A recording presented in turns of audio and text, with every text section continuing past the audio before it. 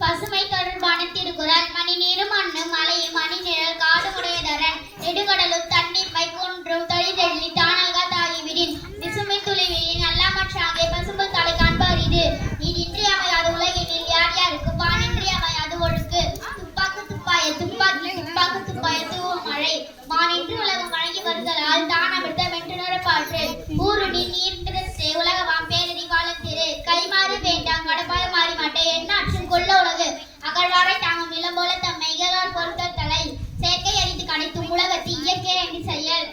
இது புனலும் வாய்ந்த மலையும் வறுப்புணலும் வல்லனும் நாட்டிற்கு உறுப்பு நாடென்ப நாடா வளர்த்தன நாடல்ல நாட வளர்ந்தொரு நாடு